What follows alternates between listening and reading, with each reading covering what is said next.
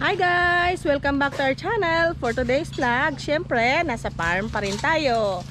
Ayun guys, meron tayong harvest ng ating talong. Ayan. Ayan ang ating harvest ngayon ng talong. So, ikaklasify yan ng A, B, and C. Yung C ay yung tinatawag na reject. Pero kinukuha pa rin ng buyer yun kasi may ginagamitan pa rin yung mga talong na yun at hindi naman siya sira. So, tara guys, pasyalan natin yung mga nag-harvest ngayon ng talong.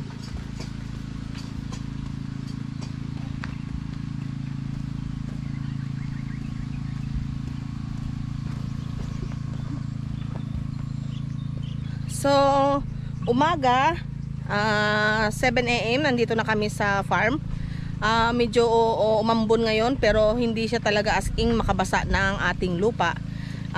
Katulad ng sinabi ko, hindi nga umuulan. Tapos ngayon, habang nag-harvest, sabay namin patubig para matuloy yung patubig doon sa mga hindi pa natapos.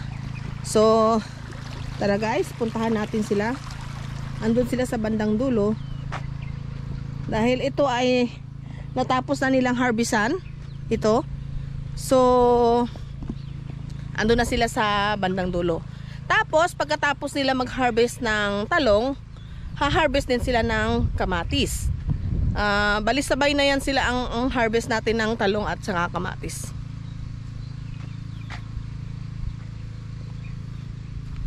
Ayan ang ating tomato.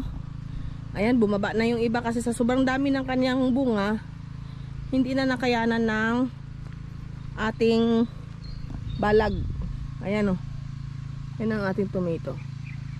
So pagkatapos nila sa talong, sa tomato sila ha-harvest. So ngayon medyo marami kasi nga kaso lang mga medyo payat, tapos gumula, ano na, yung magulang na yung iba.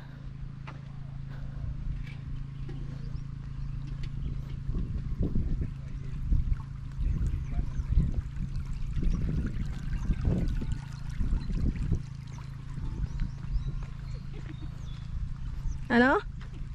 Magulang. Ano galing nga sa English, sa Tagalog yon? Matanda na pala. Ay nako. Ay nako ang aking Tagalog. Magulang at saka matanda. Matanda na pala.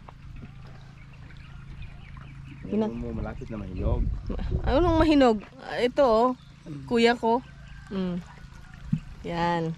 Mga kaagapay ko sa ating sakahan. Ayan sila oh, ang ating mga kasama sa pagsasaka. Oh, hi to my vlog. Yeah, see yourself in a YouTube. Hello. Ayan yung kanilang na-harvest. So hanggang dito na sila ngayon. So maano pa, malapad na naman. Malawak. Malapad pa. Ang aking Tagalog at ang aking Ilonggo.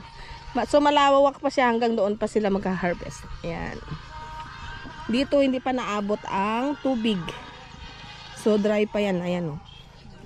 Ayan. Tapos meron tayong ano dito guys. Meron tayong kalabasa. Ayan. Ayan o. Hindi din na diligan.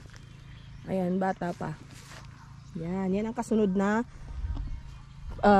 mamumunga sa susunod na mga araw.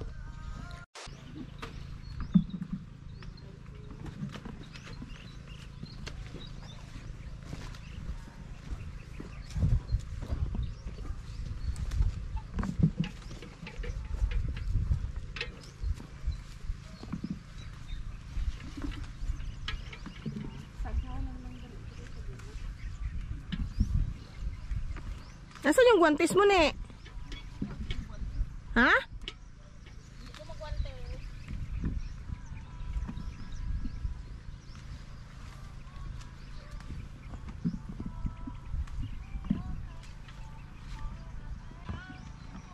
Meron tayo guys dito oh, variegated tawag nila. Pero same naman din ang bunga yan, namumunga din siya. Ayan oh. Ayan, ibang kulay. Ayan. Pero may bunga din siya. Ayun oh. Ayan. Yung bunga niya. Parehas lang din ng ano. Ewan ko, nag-iba lang yung kanyang dahon. Doon banda marami eh. Siguro may ano to, yung may kulang na vitamin. Kaya siya nagkaganyan.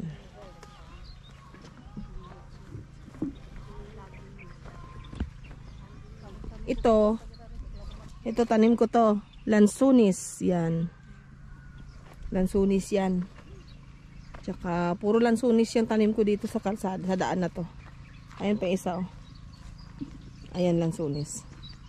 Ayan yung ating kamatis. Yan. Yan.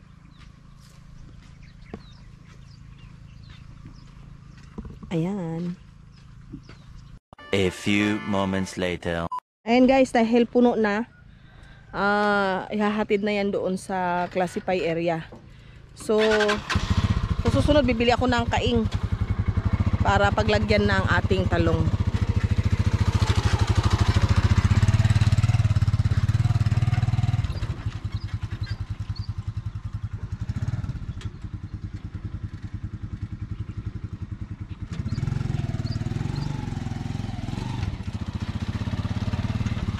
Kaya ko sel. Dito ako.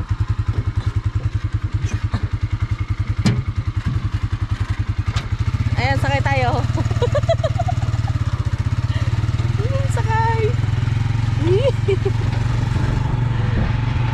Ayan.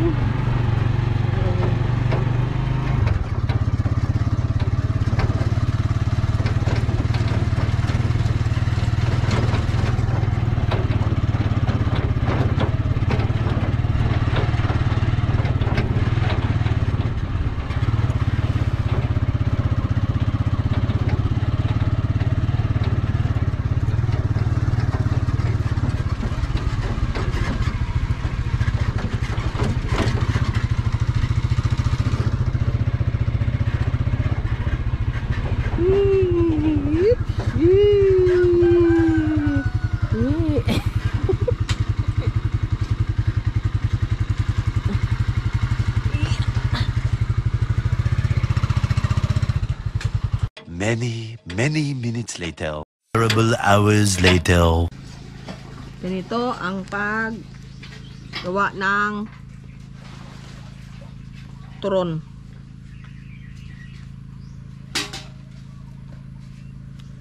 Pila ka bilog unod sa isa ka ano dahil apat? Tapos lagyan ng sugar. Pamirinda ko mamayang hapon kasi meron tayong harvest. Pamirinda ako ng turon at pansit. Itong saging, hindi ko to binili. Ito ay binigay lang. So, ilutuin natin. Binilhan ko na lang ng mantika at saka asukal. At wrapper.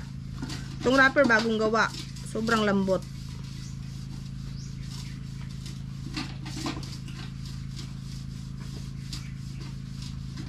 Yan o, lambot.